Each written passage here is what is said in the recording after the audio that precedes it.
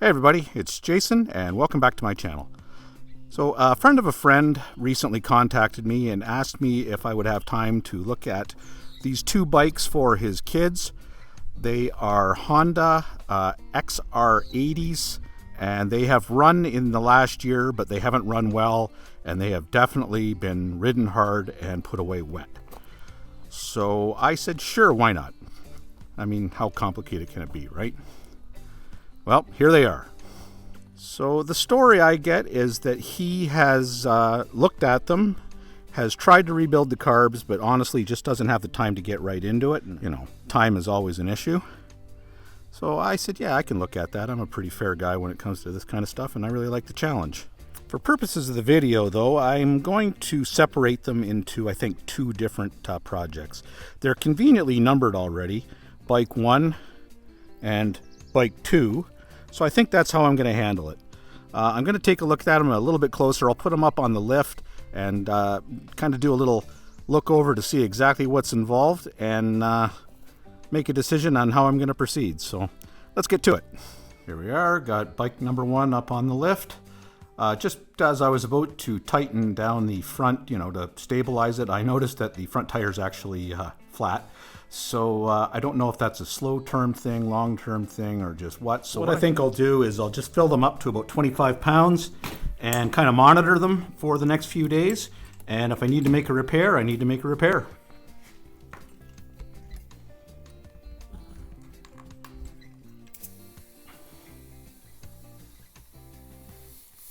I can hear it leaking already. Yeah. She's not going to hold air. So that's problem number 1. Back tire seems to be fine, still holding air. It's got lots of pressure, so I'm not too worried about it. All right, here's a couple things that I need to worry about with this bike. Number 1, the case is cracked. I don't know how well you can see that. The case is cracked right there by that seal where the shifter passes through. So I'm gonna have to do a little bit of fabricating or something to get that to work, but I'm sure I can kind of MacGyver it together. Oh, missing a bolt. Everything else looks pretty good. This bike's nice and clean. Yeah, it's all there. Chain looks kind of dry. Next obvious thing is the carburetor is wrapped over the handlebar. It's not really where it's supposed to be, right? So he did say he was into these. Yeah, everything else looks not too bad. Kickstarter. That seal looks like it's okay. I want to take a little bit of time and look at these brakes. There's no sense being able to move if you can't stop. Oh, that one seems to be okay. And then the front, oh, that's stiff. Ooh, that's stiff. Right, and then the clutch. Let's see how that's. Oh yeah. All right, first thing we're going to do is eliminate what I believe is the kind of the number 1 cause of a bad running bike, especially an older bike, and that's bad gas. Modern gas is just doesn't cut it. It just does not seem to last more than a few months. I don't know how he's maintained these things, although they look pretty good for their age and the abuse they've taken. But once again, I like to put premium in my bikes. No ethanol, because ethanol is poison, right? Okay, let's pop off this cover here so we can get into get a closer look at that seal and the damage around that seal.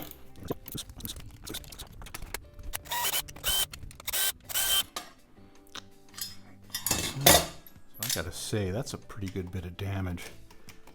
Looks like the chain maybe flew off and took it out. This looks like it's been repaired before, or tried to have been repaired before. Look, that's peeling off. I'd say we're gonna have to take this chain and the sprocket off to get better access to that. I want to get in there as best I can, so I can see what's going on and have a little bit of room to work.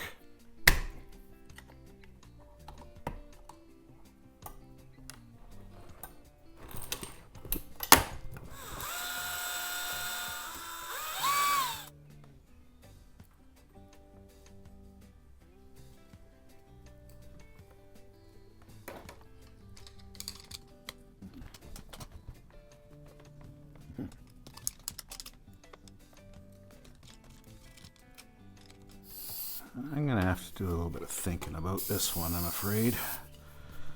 Yeah, I got a couple of ideas, but let me see. Let me do a little bit of research before I go too far. Till then, let's get this all cleaned up. I can work on it. There's the engine number 2. That might be kind of neat. I can go find out what year this thing is. Ordering parts. That's pretty rough, eh? Yeah, it's been scarred up a bit. This chain actually doesn't look that bad. A little bit crusty. Soak this in diesel fuel and see if I can get some of the crap off of it, and then re-lube it. Should be able to put Restraint back on. I think it's got lots of life left in it. Sprocket looks pretty much brand new, actually. Looks like they replaced it recently. That's good. Got some Dawn sprayed on there. It'll kind of eat through this grime over the next little while. It should all just peel right off. It's not too bad. I can work on that. I'm not sure what I'm going to do with that yet, but I'm going to do something. Got the spark plug pulled out. It's kind of black, sooty, a little bit wet. Let's see if it sparks. Oh yeah. Actually, more than enough to start the bike, so that's good. See what's going on with this hanging carburetor.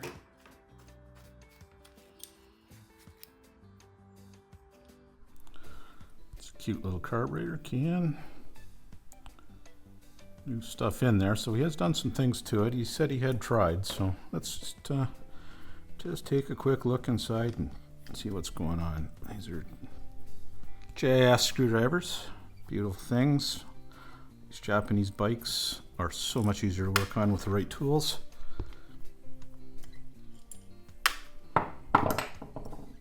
Oh boy. Alright. Wow. Wow. Yeah, I think we need to do a little bit of cleaning on that.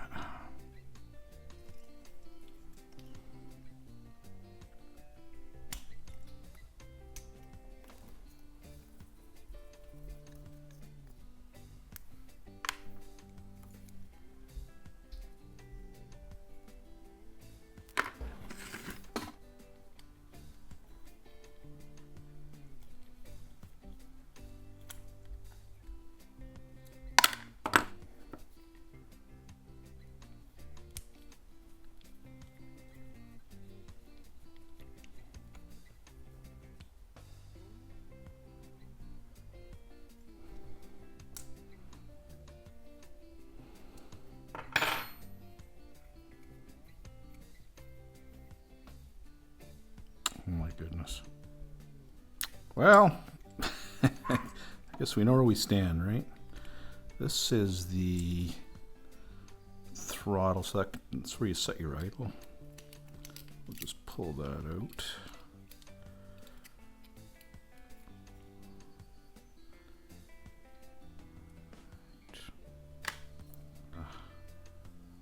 Half, 1, half, so it's 1.5 from bottom.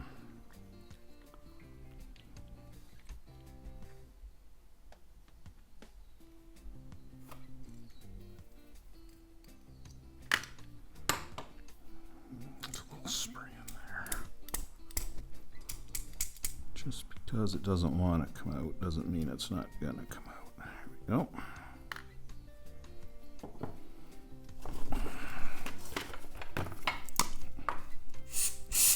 Yep.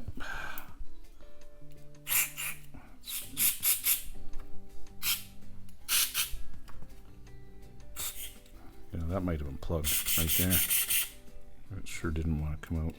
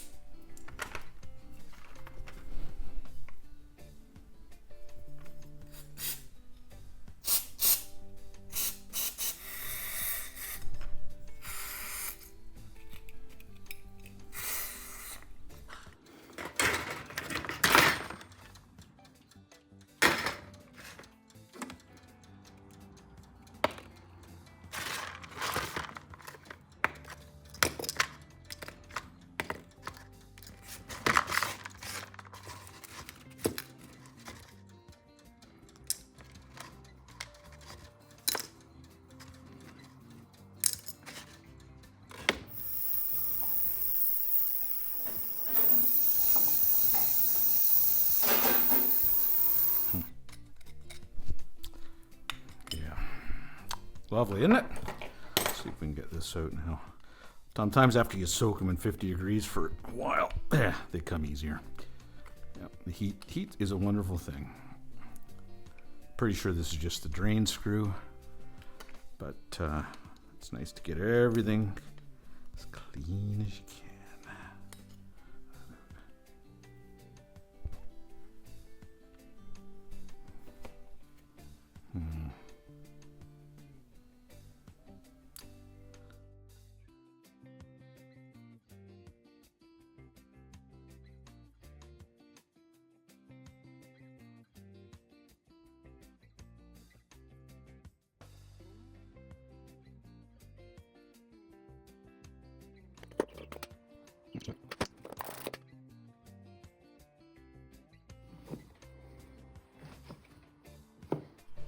So I got these little stainless steel brushes for my Dremel quite a while back. I'm not going to use them on the Dremel for this, but I just put them on a pair of needle nose vice grips. I'm just gonna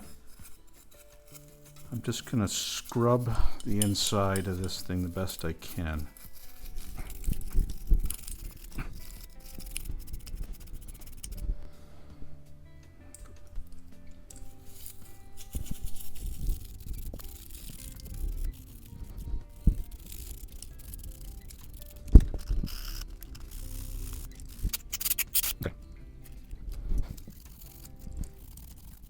Everything's just about as clean as I can get it, so I'm going to put her back together and hope for the best.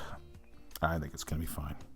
I took my carb cleaner, blew out every little hole. Everything's nice and open now. They were quite plugged, as a matter of fact.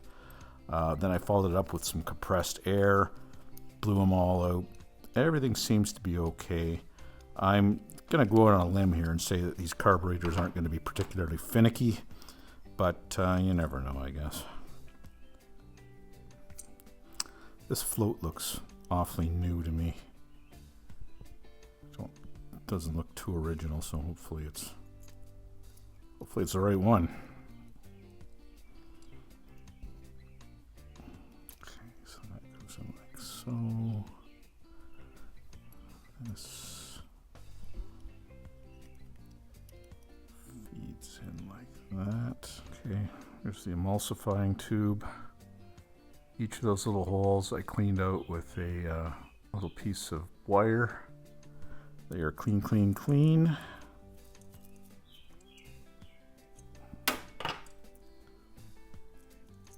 It's the main jet. Once again, blew it out really well. Looks to be okay. It's a very fine jet, I'll tell you. So this is the idle jet. It was really dirty. Took me a little while to get it all cleaned out. Those little holes were plugged. I had to pass a small wire through, but it seems to be working fine now too.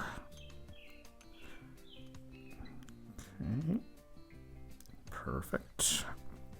Okay, that looks good.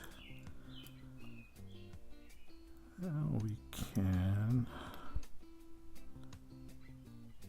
These things can be a patience tester, I'll tell you.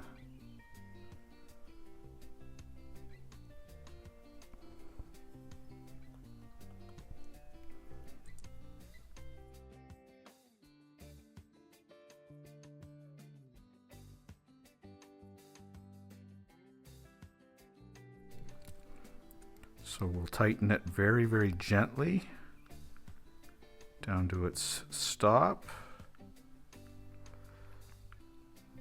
Right there, and then it was 1.5 out.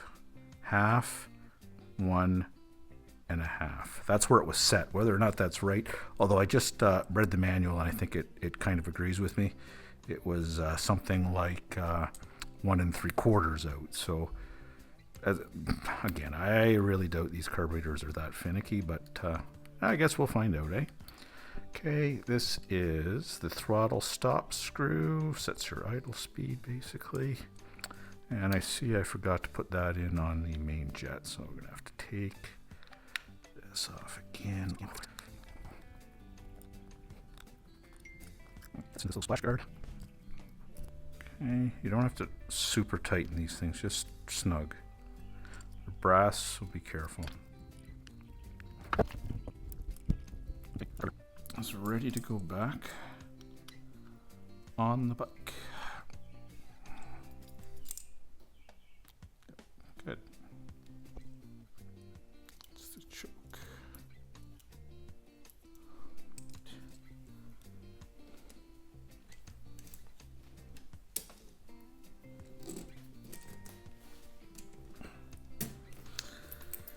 Now, recall, this carburetor was not installed when I got the bike. It's leaning over the handlebar.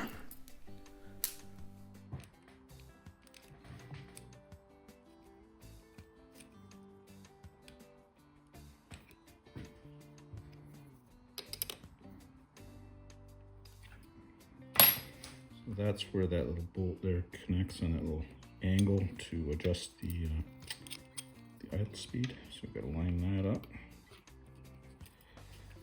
Okay.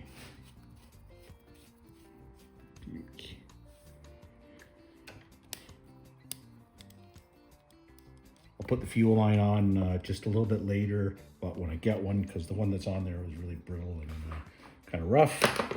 While I'm here, I might as well take off this cover, take a look at the camshaft, and check the clearance on the valves. It's something that seems to get overlooked quite a bit.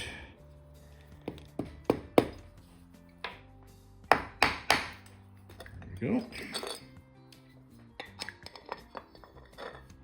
Before we get too far into this, let's just make sure that there's one cam. That's the intake. That was the exhaust. So right in here, you've got the little T and the little line with the T marked right there. There's a mark on the inside.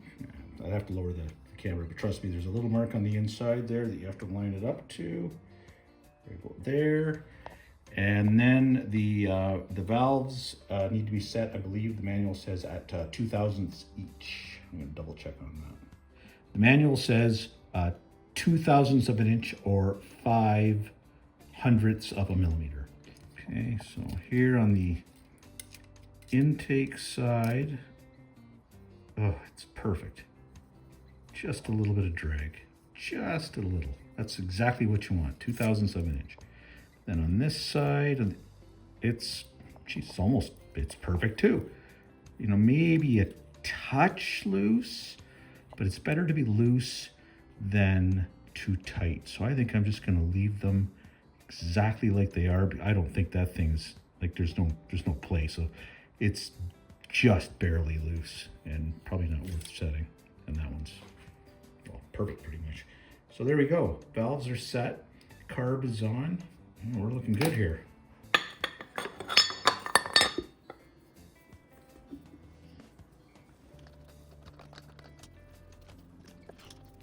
So we got to take this front wheel off. I have to check on that tube, see what's going on.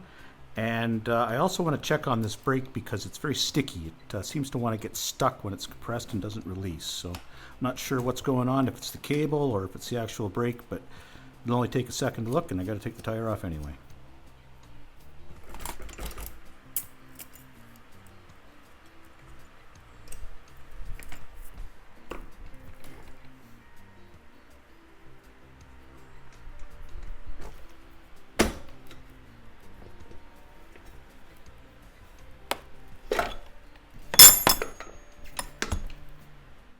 Unfortunately, this tube is unrepairable. The damage is right at the base of the stem, and it's just about impossible to get a good patch on that area. I've tried several times, and there's just not enough rubber to seal to around the actual stem. Fortunately, replacement tubes really aren't that expensive and are pretty easy to find. My shopping list is just going to end up being this tube, the nut that fits onto the flywheel, and the seal that goes onto the shaft for the shifting lever. Add to that a short length of fuel line, a couple of liters of motorcycle engine oil, and a can of premium gas to fill up the now clean gas tank. Alright, just got back from my friendly Honda dealer. Happened to have a tire in stock, heavy duty, which is better. I figure any 10-year-old's dirt bike probably needs a heavy duty tube, right? This tire's in good shape, so should last a good while.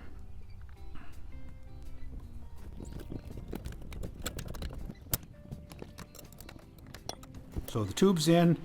I can put the front tire back on.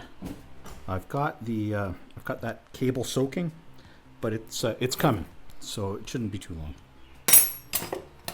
So yeah, the front tire's all together. New tube, got that inflated. Cleaned up the brake. It wasn't bad, but I cleaned it up. I lubed that shaft a little bit because it was kind of sticking. All right. I've got the cable soaking, and it's definitely loosened up a bit, so I can probably put it back on. Just make sure it's all nice and tight. Wheel bearing's good. Cool.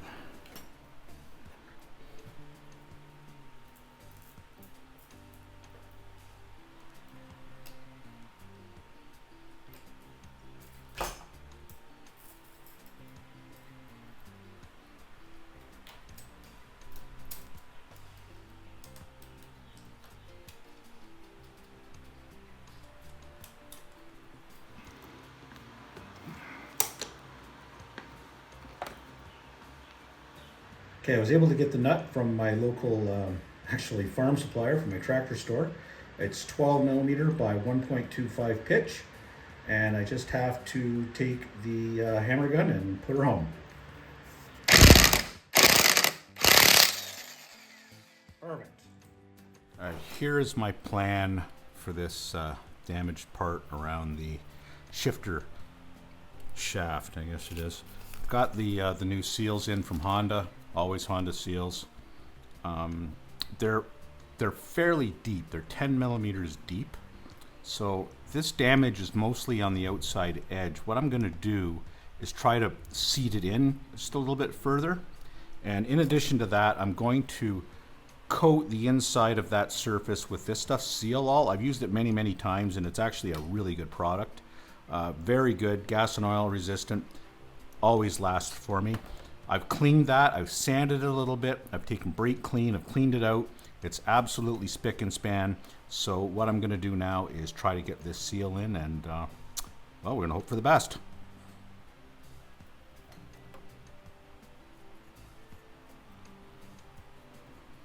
Stuff sort of works like contact cement. Does give you just a couple of seconds of work time, so I will be able to get it pushed on, just like I'm, so it can go in as deep as I hope. Give her a shot. Get it lined up like so. Push home. Oh, yeah, perfect.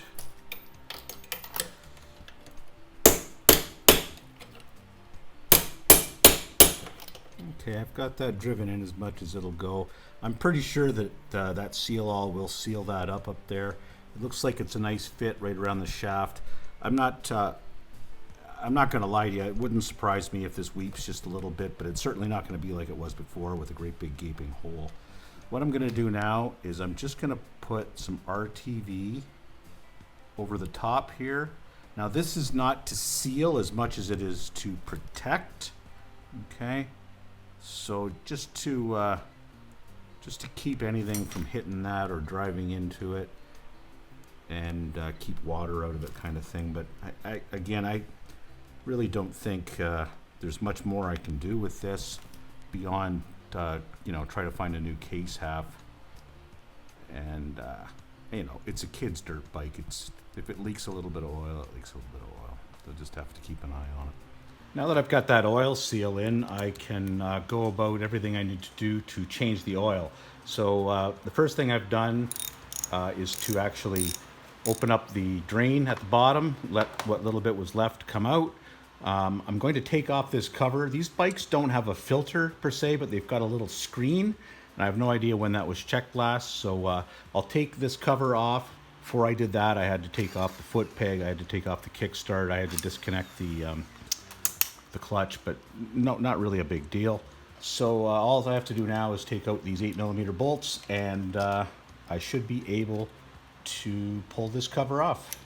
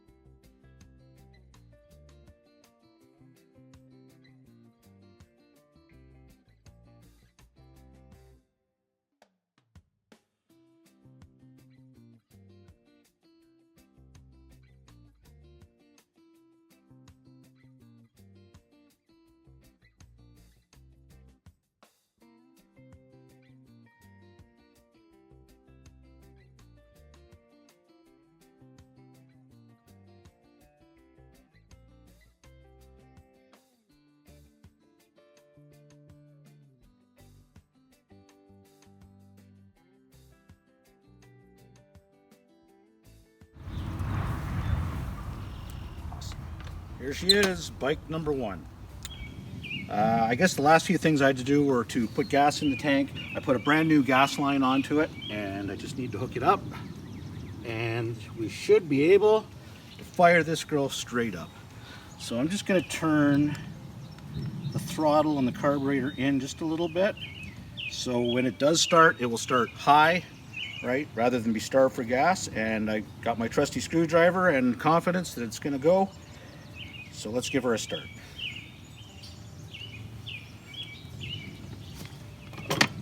Okay, we'll flip on the gas first of all. We'll turn on the choke. I'm going to hold down the button and just give it 2 prime kicks, and she should go. Close.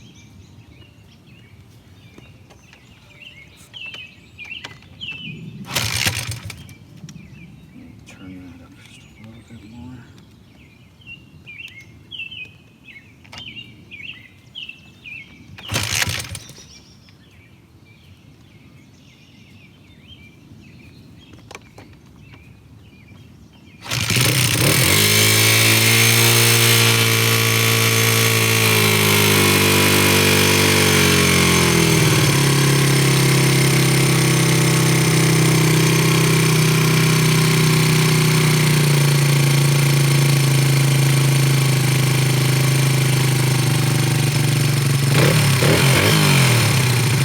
Good.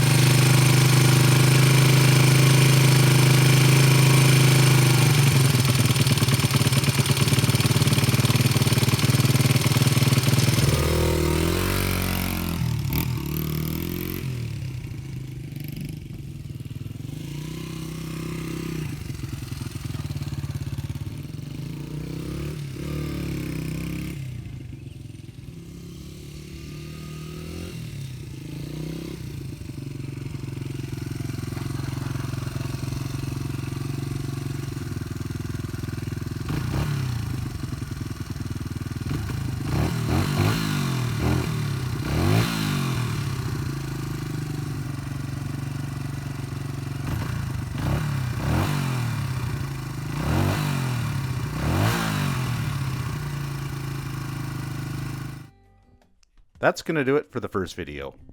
Bike number 1 is running, but it still needs some fine tuning. I'll just drive it around the yard for a while, and eventually it'll be just right. Join me in the next video as I get into bike number 2. Thanks for watching.